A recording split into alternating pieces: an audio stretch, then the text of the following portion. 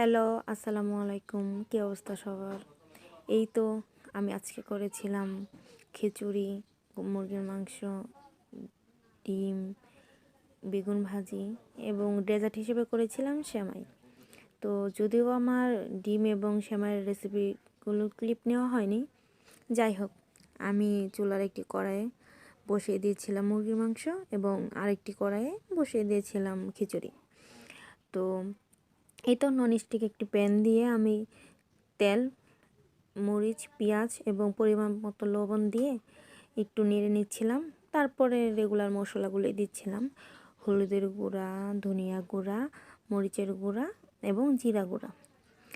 আর তারপর আমি স্পেশাল একটা মশলা দেব, যেটা আমরা নিজেরা হাতে বানিয়ে নিই।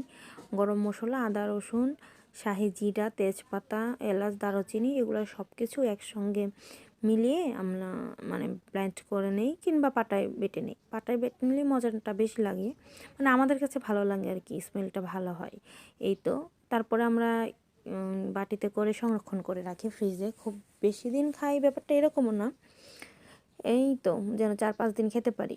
সব রকমের মাংসে খিচুড়ি কিংবা ঝাল ডিম ভুনা করলে তখন আমরা এটা ইউজ করি।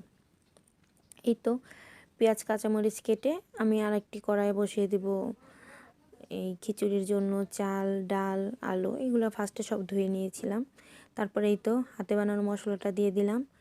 হলুদ দিয়েছিলাম, অল্প পরিমাণেই দিয়েছিলাম, কারণ আমার খিচুড়িতে বেশি মশলা ভালো লাগে না। তারপর আমি হলুদ দেওয়ার পরে জিরা গুঁড়ো এবং ধনিয়া গুঁড়োটা দিয়েছিলাম। আমি শুকনো মরিচের গুঁড়োটা খিচুড়িতে দেই না, অ্যাভয়েড করি। আমরা যেহেতু ঝাল কম খাই, এই জন্য দেখা যায় খিচুড়িতে কাঁচামরিচটাই ব্যবহার করি বেশি। আর নামানোর আগে কাঁচামরিচটা দেই, আমার কাছে মনে হয় স্মেলটা ভালো হয়।